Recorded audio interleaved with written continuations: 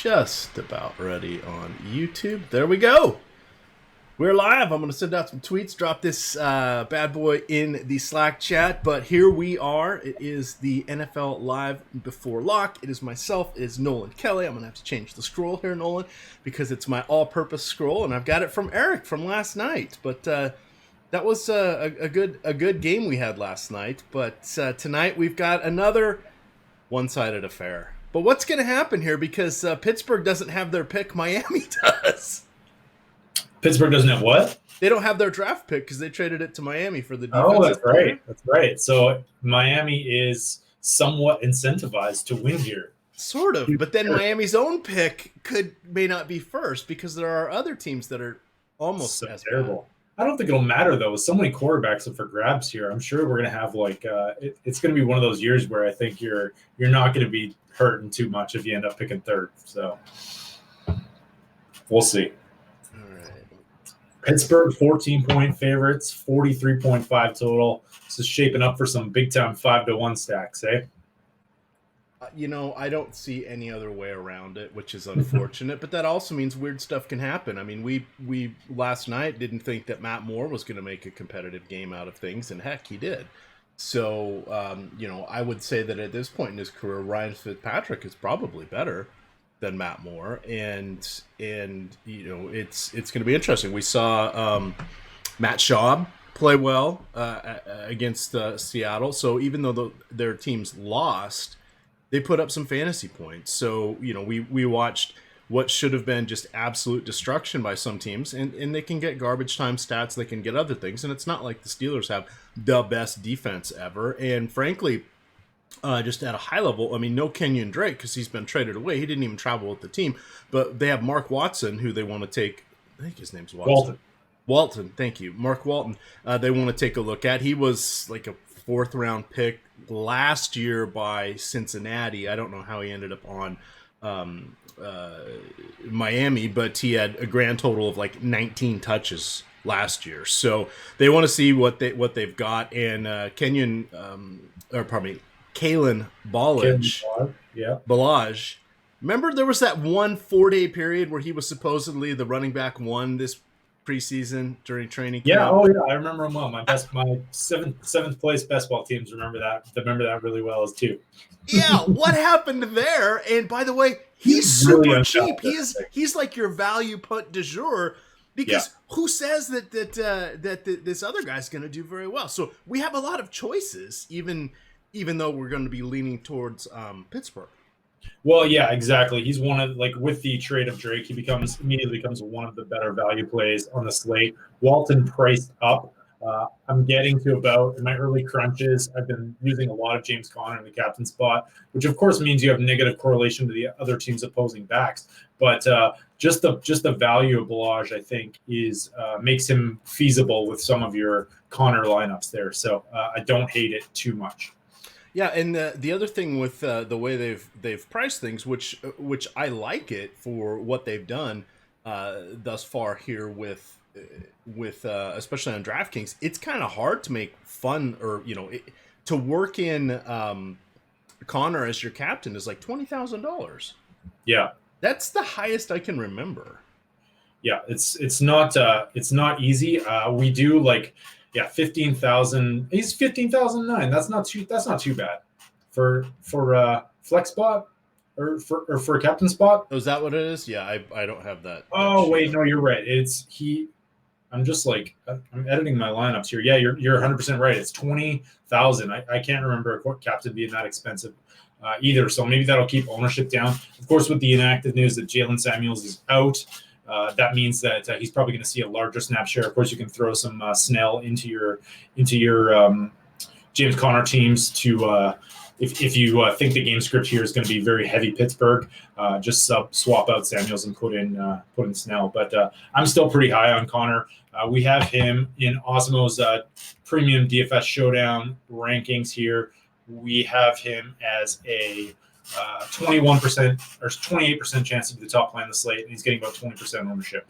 Obviously, when you factor the price in there, the bargain's not as great as you think, but still, I think the top option tonight, and you are getting a bit of leverage there. Yep, most definitely there. I'm trying to look for some reason. My poor little I've got a mess here. I did the old set it and then forget about it lineups with my tiers. So I've got my placeholder lineup in, and I'm trying to vary it just a little bit, but it's not letting me here via Fantasy Cruncher. But that's something. If you guys aren't using Fantasy Cruncher, it's definitely something that can help you out. Very true. Did we mention our sponsor tonight? We have not, but it is Fantasy Draft, so I do want to call them out. They are going back to something they did last year, it looks like. They are starting the NBA game when there's only one or two at 7 o'clock and the remainder go off at 7:30. They're going with the 7:30 lock. Now, they did this probably 2 or 3 days a week last year, and it's something that gives you a chance to, for those of you drawn to the main sites, because that's where the big unattainable prizes are, but you could win the big 6-figure prizes. Little hint, you're not, but you could. So when you're over there looking at those, and then you want to get in with some better plays, such as more winnable contests, you can get on over there to Fantasy Draft. Wait for it; it's rake free. Now here's how that works. And Eddie had a good pointer here, so I'll bring that up in just a second. But for myself, you say, well, how is it rake free? Well, you have to have a little subscription. So I have a subscription that's $5.99 a month that allows me to play $1,000. Everybody can play $100 a month for free, but clearly I'm going to easily play more than that. So I have mine up to $1,000. And if I need it to be higher, I just bump it up to the next tier, which I think is like $12 for $3,000 or something like that. So it's not very expensive. The other thing that's going to make you freak out is you have to deposit. You have to pay 3 or 3.5% depending on how you deposit your money. But that's it. Then you're done. Now, on Eddie's point was you could deposit every time you played, and even if you were a completely losing player, that would be 3.5% plus not even 1% from whatever subscription you're in. That's 4% tops. It's 15% every time you enter a contest on DraftKings or FanDuel. So which is better, 4% or 15%? 4% definitely. So check them out. If you haven't signed up yet, you can use the promo code AWESEMO. That will give you one free week to use $1,000 if you would like to play more than just that 100 that everybody gets. And there we are. So definitely check out Fantasy Draft, home of the Hooters sponsored main Sunday event. I like it. Let's see. I'm looking here. I can't figure out why I cannot make this work. But that's, I could always just let it ride, Nolan, because, sometimes that's what we have to do. It's not taking Ryan Fitzpatrick for some reason. That's probably okay. You don't have to worry about it. Is that a sign? I don't know, man. I kind of like the Miami side of this one, so we'll see. I like bringing it back with some Miami options at least. I feel like Fitzpatrick, he's not terrible. He could connect on some deep shots anyway, so. All right, now I'm just manually making these in Fantasy Cruncher so I can lock it and make it work anyway. So, in any event, that's where we are with that. Let's see. What would you like to do? Start at the top here with. We kind of hit on Ryan Fitzpatrick. Looking at him, not a very exciting play, but he is a competent quarterback. The Dolphins are getting just shy of 15 points is their implied total on the season. They are averaging 10.5 points per game, which is pretty bad. But Josh Rosen back on clipboard duty, so at least we have a competent quarterback. We've hit on Mark Walton, who should be getting a decent look. Hopefully we don't have a lot of 3-and-outs, but all he has to do is, catch a couple balls, maybe get a couple nice runs, get 60 yards, and maybe he's the guy that gets the touchdown. Okay, that's solid. He's not going to be out there every snap. When he's not out there, it's going to be Kalen Ballage. We mentioned him as a discounted option, particularly on DraftKings, to give you that salary relief. And then that gets us to wide receiver. Here's where it gets really tricky, Nolan. What do you think? 225 yards for Fitzpatrick is a reasonable expectation? Yeah, I don't think that's bad there. Yeah, like it really. But how do we share that amongst these wide receivers? All the wide receivers. I mean, so I think your best bets, if we're looking at snap counts and we're looking at routes run, it's going to be Williams and Parker that are getting the vast majority of the snaps so far.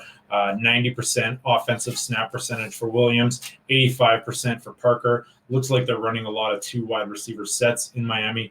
And then you go down. That was from week 7. And then you have to go down to Allen Hurns and Albert Wilson. Wilson coming back from injury, so It remains to be seen how he'll get worked into this offense because he missed the first, I think, 6 games of the year. Speaking of terrible best ball decisions, so his no, he was back for week 6. So his snap share 38% and then down to 17%, and I can't really see that changing this week unless they come in with a totally different game plan. So really, I mean, it's not, you have a pretty concentrated offense for Miami. It's Parker and Williams in terms of the wide receivers, and then you could always toss in maybe some Mike Gesicki, 44 offensive snaps, leading the team in tight ends, leading tight ends in yards, in routes run, 58% snap percentage. So I think those 3 are probably your best options. And because of the price points on Hearns and on Albert Wilson, I do like sprinkling them in the lineups. So that's kind of where I'm at. Excellent. Get over here to YouTube. Oops, sorry. Let me mute that one there. But excellent. All right. So, yikes, that gets us down to defense. So Pittsburgh has allowed just 5 sacks this year, 5 interceptions, and 3 fumbles. Yeah, so, they've been really good. And they are tied for second in the NFL in takeaways, 15th. They're in 5th in sacks. So they have a pretty plush matchup. But, of course, DraftKings and FanDuel aren't stupid. They've been priced up here. So you got to make a decision. Yeah, so the Pittsburgh side is, but Miami has. Sorry. Yeah, Miami. There's not much in the cupboard for them to grab. No, I did get to some Miami when I crunched today, which is kind of a little bit scary, I guess. Okay. But I can't see, like, they just don't really do anything on defense. They don't do anything well. So, I mean, really, there's really no reason to play them other than as a contrarian play. It looks like we have them pegged for about 13% ownership in the utility spot. So that's a little higher than I would like. And Osimo has them projected for just an 8% chance of being one of the top 2 to 6 plays. So yeah, that's kind of interesting there. Now, one thing as we get on over here to Pittsburgh, just a reminder: Jalen Samuels ruled out. He's been dealing with a knee injury, so that's going to vault Benny Snell up. And I had kind of planned for this contingency here in my article.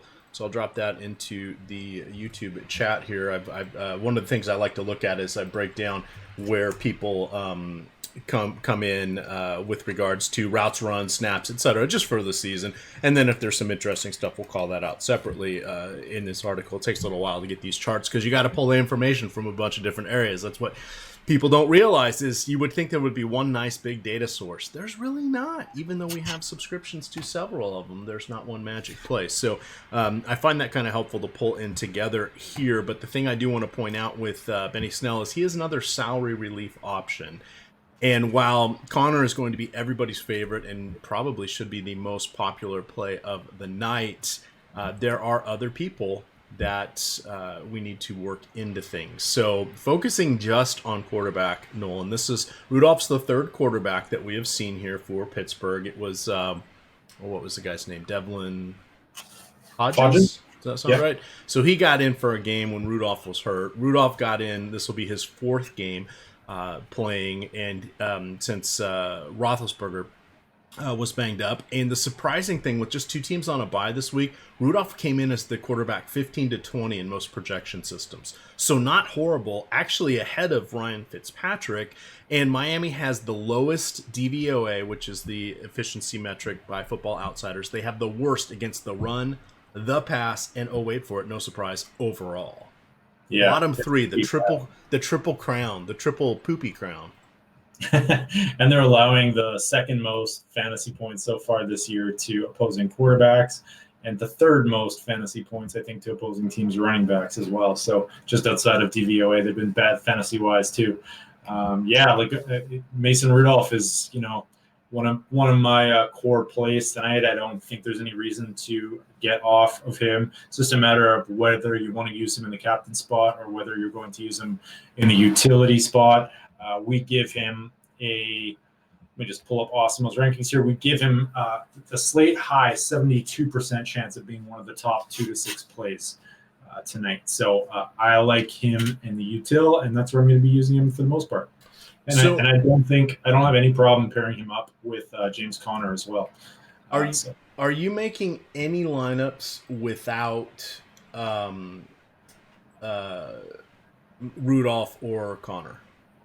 No, I actually just clicked the lock button on Connor in the captain spot tonight. I'm going to roll that out and give it a shot. So we'll see how that goes. I've been experimenting a little bit more with trying to kind of take one stand on things and then creating some lineup diversification from there. I would say that Awesome would probably not recommend you do that, though. I'm only doing 20 lineups in the 20 max. And if you're doing 150 max, obviously that's a pretty stupid strategy. So, I have right now, it looks like my exposure to Mason Rudolph is about 55% and to James Conner is 100%. That might change as we get a little closer to lock and I fiddle a little bit. But definitely would like to get more Mason Rudolph. The problem is, like, if you're using Conner in the captain spot, it definitely limits your options. Yeah, and that's where I was going to ask you.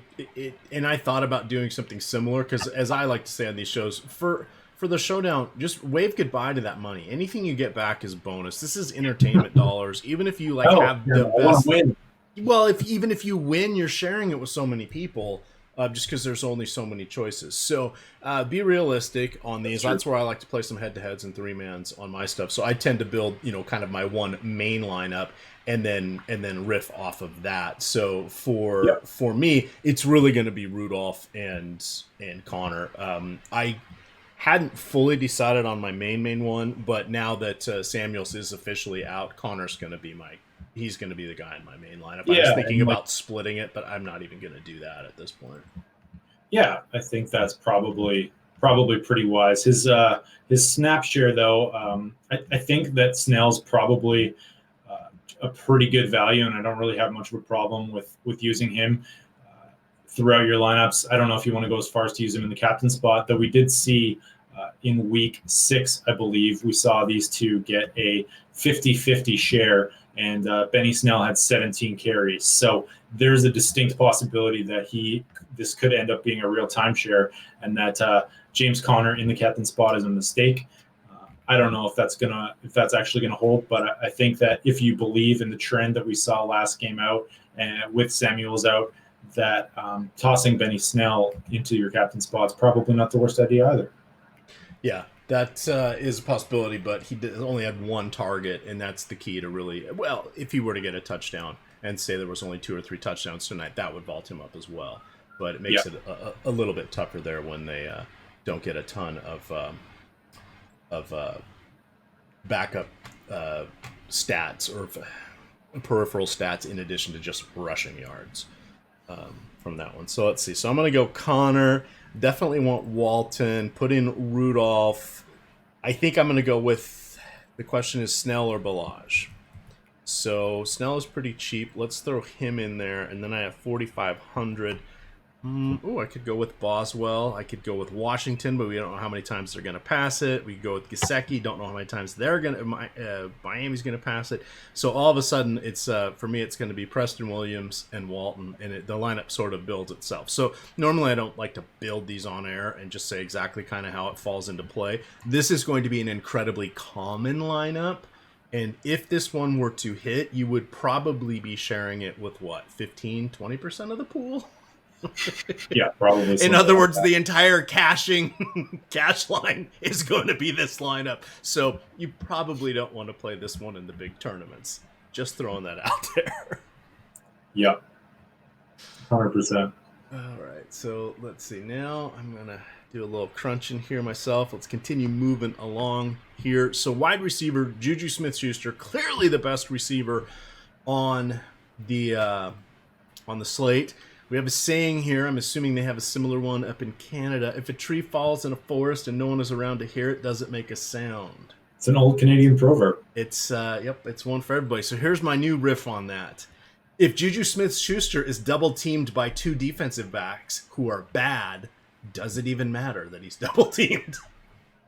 I like it. I don't know. What's Juju up to these days? It looks like he's had a pretty disappointing season so far this year, eh? Yes, if we're going to talk about lamenting our best ball picks, he was one of those guys that was Was you were high on. kind of nice there in the 6, 7, 8, 9 range. Oops! If only we had known his quarterback was dinged up from the start, that might have been a little. There would have been some helpful news for us to have, but we didn't, and that is such.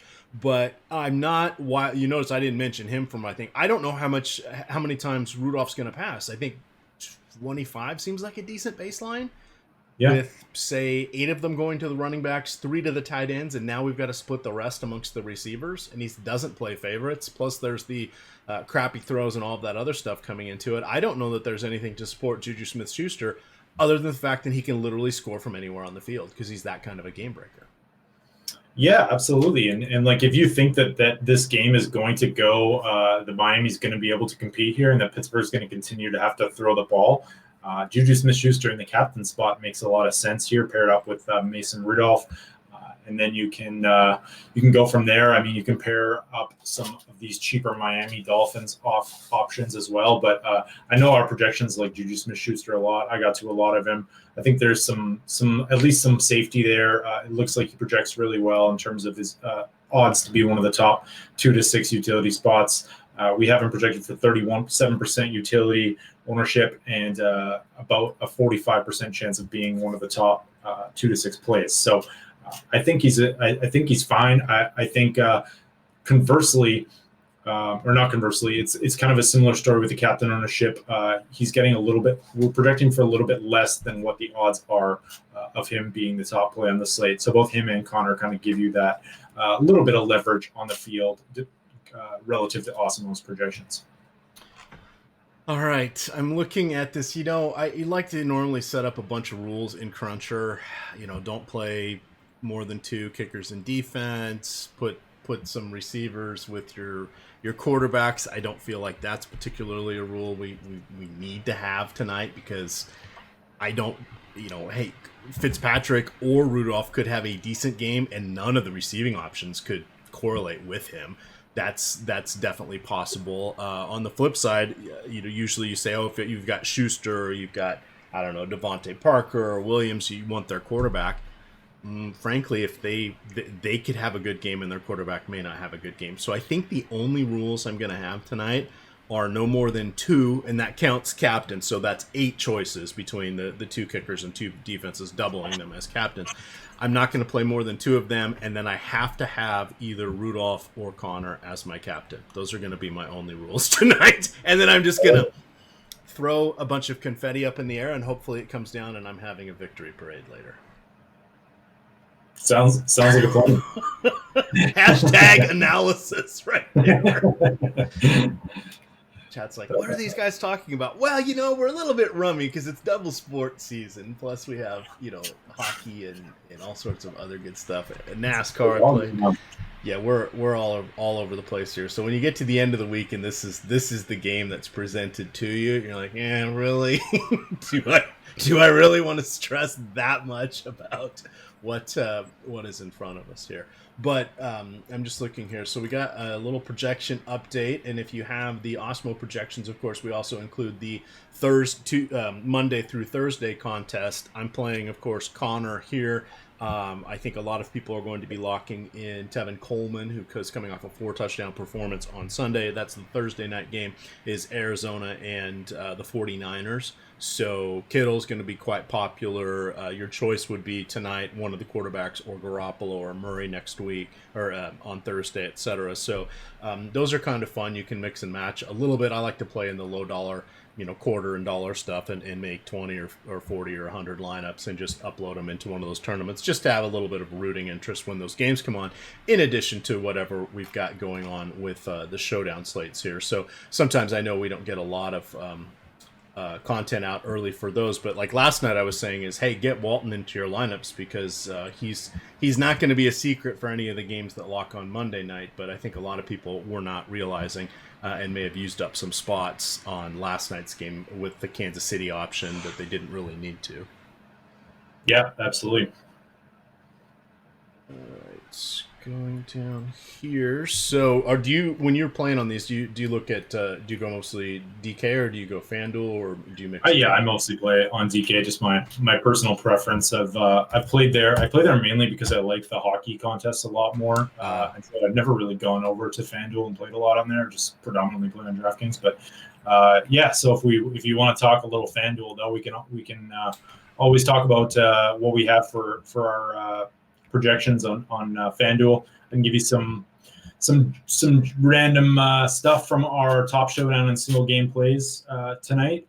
It looks like James Conner is going to be the top option. The top owned option is going to be Mason Rudolph, 34% on FanDuel. And we have him projected for about a 20% chance of being the top play on the slate. James Conner, 22% captain ownership, but a 27%. So a little bit of leverage there if you're on FanDuel. I'd say maybe pop in some James Conner in that captain spot. And then from 2 through 5, it's pretty much the same usual story about whether or not you want the quarterbacks always project well in the 2 through 6 range. And ownership looks to be very similar across the board. Benny Snell Jr., I'm guessing these ownership projections are going to take a minute or two to catch up, or they're going to be a little bit behind the 8 ball with just the late Jalen Samuels news there. So, yeah, I'm looking. It looks like 10% or so there for Benny Snell as a regular play, as the MVP, as they call it over. Oops, that's DraftKings. Sorry. Get over here to FanDuel. It looks like, where is he? Oh, you're right. No, I just had it sorted wrong. Yeah, he's about 10% in the field. It's harder to put the guys that aren't going to be one of the top 3 or 4 projected scorers as the MVP over there on FanDuel, because you don't have to pay the 1.5 premium to get them in there. But then you also have to weigh what everybody else is going to do, and it makes it's a lot more game theory, right? Exactly. So I'm not good at building lineups over there because I always want to put, I'm going to put Connor or Rudolph. Okay, well, that's 45% of the field's doing that. Yeah. What's surprising to me is that this captain ownership is actually a lot more spread out than I thought it would be over on FanDuel. I guess because people are aware of that and they know that there's that need to play to do that. But it still seems like the only really inefficient ownership-wise decision people are making so far is to have Mason Rudolph in that captain spot relative. Oh no, wait. I'm getting this mixed up here. What is TS percent? Oh, top score percentage. So the only inefficiency is that people are putting him in at about 20%, and we give him about a 33% chance of being the top play on FanDuel. So Mason Rudolph makes for a great captain spot pick over there. And of course, you can pair him up with a number of different Steelers wide receivers. I personally as a flyer, I kind of like James Washington, though. Let me just check his snap counts and routes run lately. I feel like Steelers have been a little bit all over the place. Deontay Johnson's kind of taken over that lead role, coming off a bye here as well for the Steelers. So we have Juju and Johnson getting about 70, 80% of the snaps.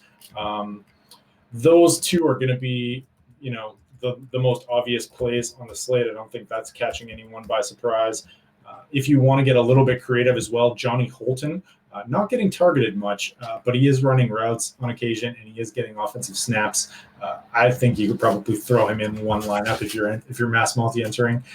And then of course we have Dante Moncrief, Ryan Switzer, and James Washington, who actually did he even play last week? Like I don't even think he saw the field. So even though he's like top, yes, he was out with a shoulder injury. So he actually ranks top 5 in the NFL in air yards and could be a positive regression candidate at some point. But Miami's actually done kind of a decent job of limiting the deep ball and limiting longer passing plays thus far, probably because they get behind so early that their teams are just running the ball down their throats. But one of the decent things about this defense has been their ability to, relatively speaking, limit the big play. Only allowed 2 completions of more than 40 yards this season, and they're middle of the pack in passing plays over 20 yards as well.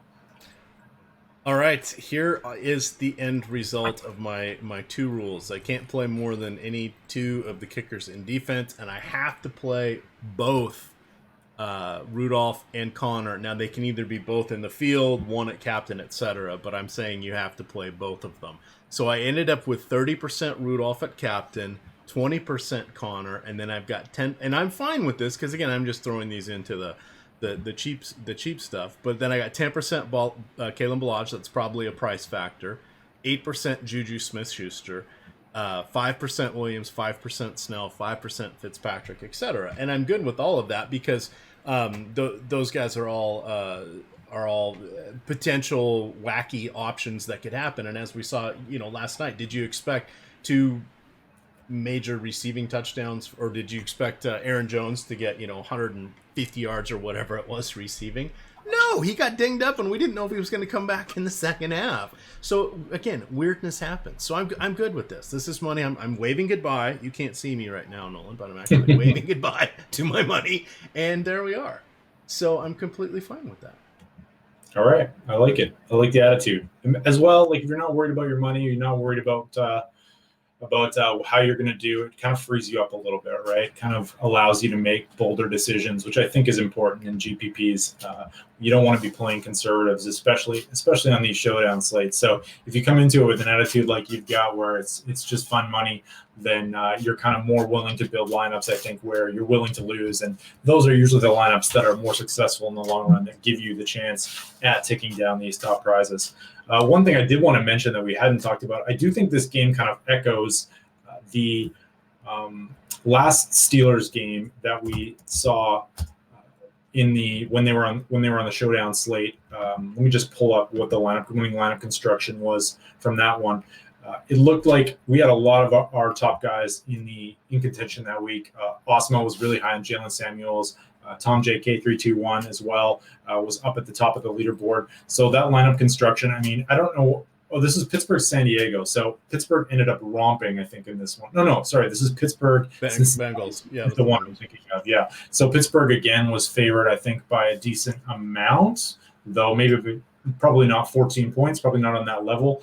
So we saw James Conner in the captain spot, Mason Rudolph, Deontay Johnson, Jalen Samuels, the Steelers D, and then Joe Mixon was the lone player from the other team. So it was a 5-1 stack with Connor in the top, the defense, and the two running backs, which correlate well for these lineups and for the right game script. So I think this is something similar. I'm assuming it's going to be something similar tonight. I think just going by the line and by the total. So if you want to consider looking at past game scripts that are like this one, you get probably a boost to the opposing quarterback, a boost to both running backs, a boost to the defense, and then you kind of go from there. Who was the quarterback in that one? Was it Hodges or was it Rudolph? I think it was Mason Rudolph, yeah, because he was one of the top. Okay. He was one of the top plays. I was trying to remember that one random game. I guess that was the Hodges game where they had Samuels was taking Wildcat snaps. Yeah, absolutely. And hey, if you want to throw in the Steelers, 3 of the last 6, I believe, not including Thursday night or Sunday night, 3 of the last 6 captains have been defenses. So Steelers D tonight, probably not the worst play in the world, even though they're expensive. Let me see if I ended up with any. Oh, I have them on one lineup. There you go. So if that hits, yay me. We will see. If you're current, then don't forget to adjust. Even Osimo himself always forgets to do that. Just make sure you if you're using Fantasy Cruncher, make sure you reset that to allow opposing players against your defense, these showdown slates, because that will burn you. Yeah, and what I usually do is I usually just open it up 3 or 4. I don't really care because in this game anything can happen. We've seen the discussions and hey, I don't want to. I'm borrowing this from Ben Rosa. He said, there's always the possibility that you play your defense against Tom Brady in these games, and I can't remember if this was him talking about it going into the Super Bowl, and he said, hey, look, if on the rare chance that Brady throws a pick 6. You got it on the defense. It's just like one of his receivers, and he gets the ball back again.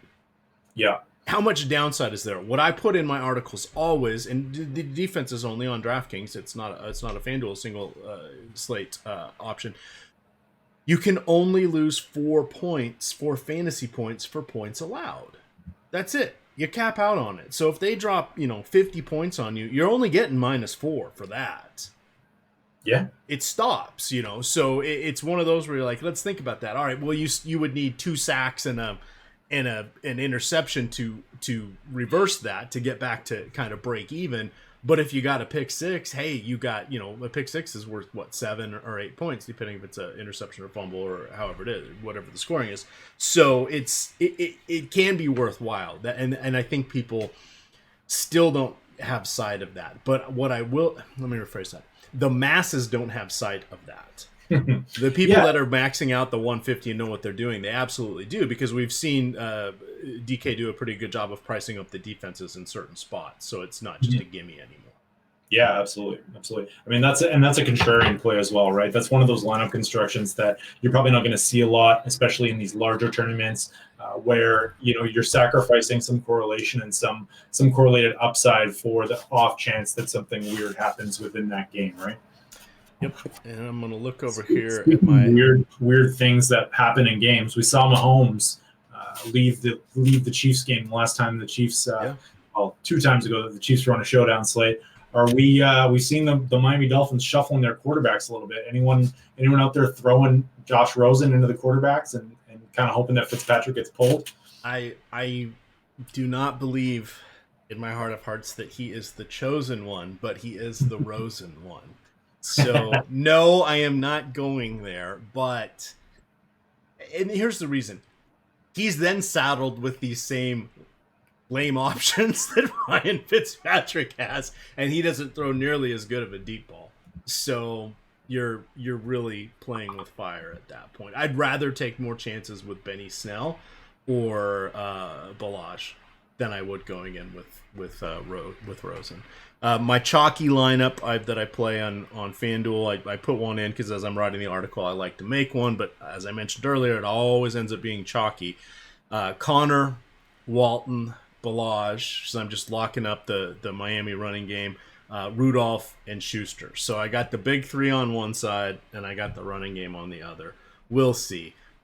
There's no reason for Miami to come out passing in this one. They just don't have the tools to do so. So I think we'll see them run back. They're going to do 90s version football. Run on first and second down and throw when they need to. Is my guess. I think this one is one that they just would be fine with the clock turning. And as we mentioned at the top of the show, they still want to lose. Yes, it does give Pittsburgh a win. Pittsburgh does not have their pick. Miami has Pittsburgh's pick. So this is it doesn't really matter. So Miami will take the loss just to go continue to march towards 0-16, the anti-perfect season. Yeah. Looking here at the old YouTube, if anybody has any chat or any questions there, we got 7 more minutes. 8:15 tonight, and then we've got if anybody in the premium Slack wants to tag me, we'll get to your questions there.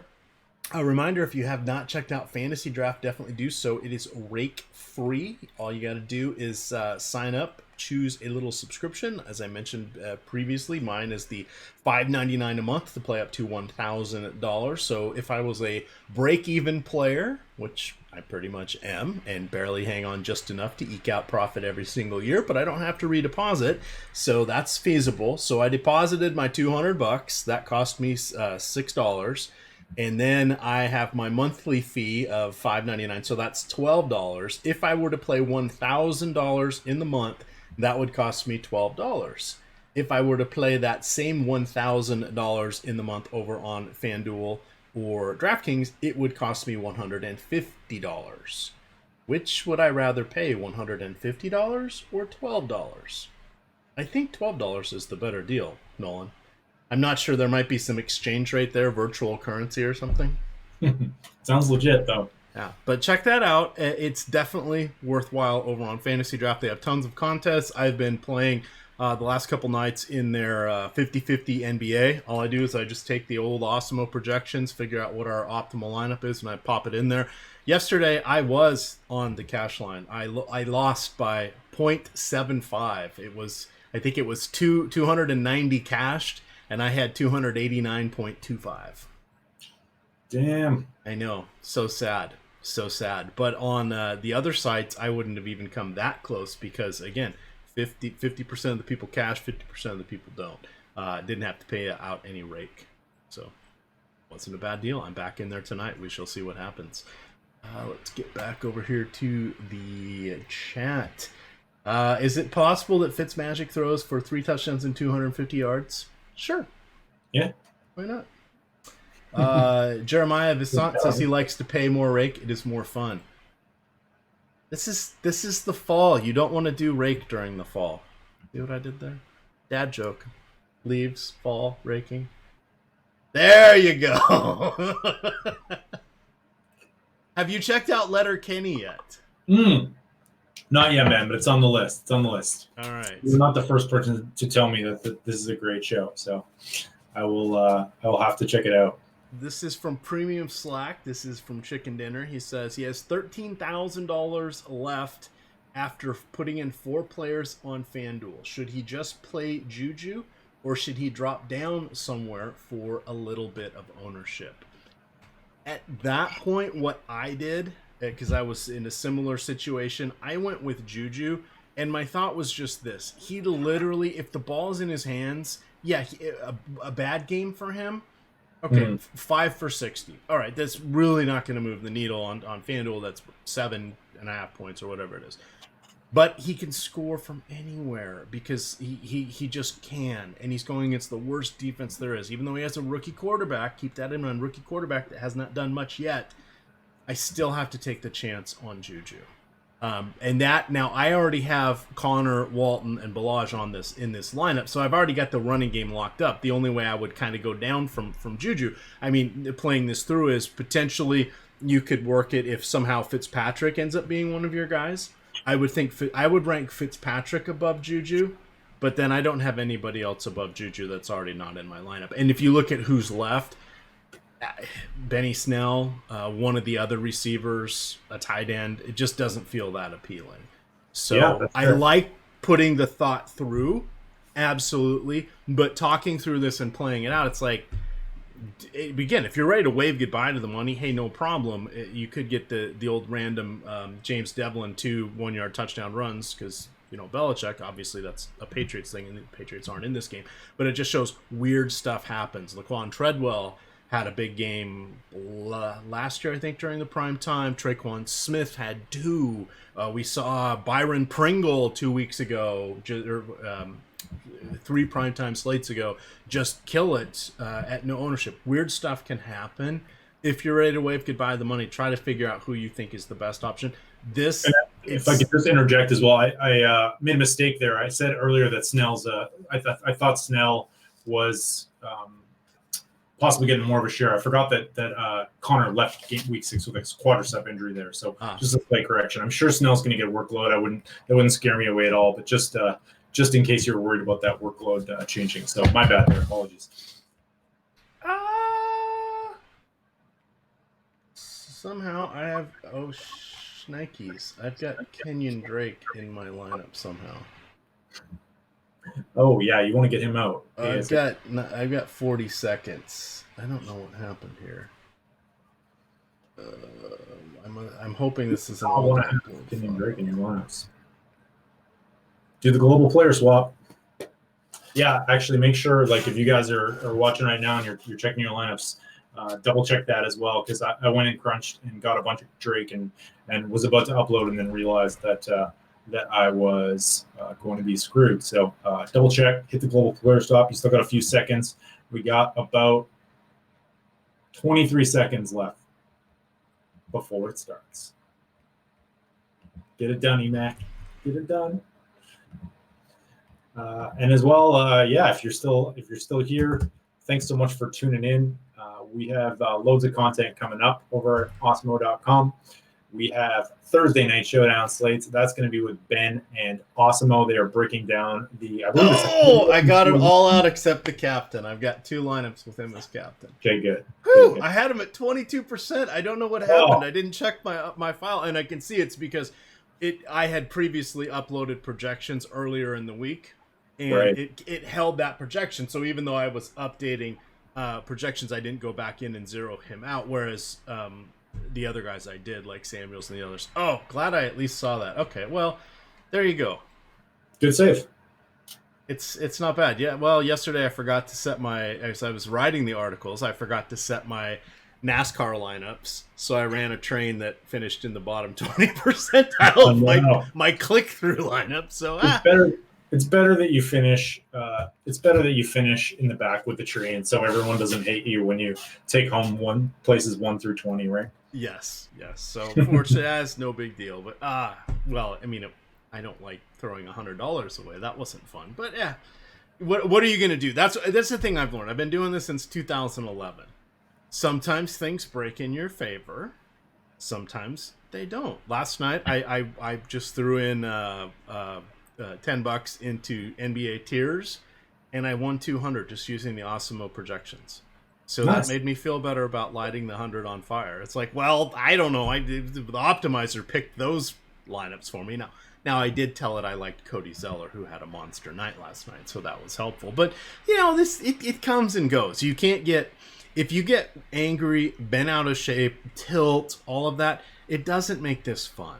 And if this isn't fun, it becomes like a chore or a job, or it's just another source of misery. There's no reason to have that. So I don't play a ton, because when stupid things like that happened, I don't want to be like, oh my God, how am I going to pay the rent this week? I need to put gas in my car. I probably need groceries. Let's not go there. Let's just say, you know what? I was an idiot, and now I need to be careful again, because it's going to take me, a while to grind that back up, but it's not the end of the world. Absolutely. All right. This exciting game here. Can't wait. Yeah, that takes it up. A World Series game tonight, for God's sakes. It takes us up to lock here, so we are good. So we are going to sign off. But reminder, you do have the 9:30 NBA DFS strategy show every day this week, including Saturdays. You also have at 11 o'clock. You have the NFL DFS strategy show. You're going to get, let's see, tomorrow's Tuesday. That means it's a big hockey slate. Are you joining Jake? You know it. So you and Jake will be going on around 4 o'clock. We will have, I didn't look at the NBA slate, but we'll have the deeper dive at 5 o'clock. And then live before lock, Fast Eddie Fear, I believe, will be back on air. So it will be a good one. There we are. Sounds good to me.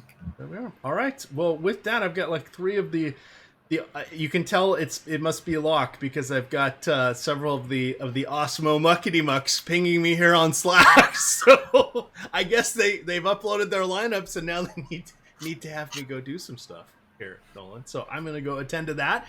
So I want to wish everybody good luck tonight. You can follow Nolan on Twitter at Nolan_Kelly. Yes, that's 2 underscores. I am at EmacDFS, and then it is Osmo_COM. With that, gamers, good luck.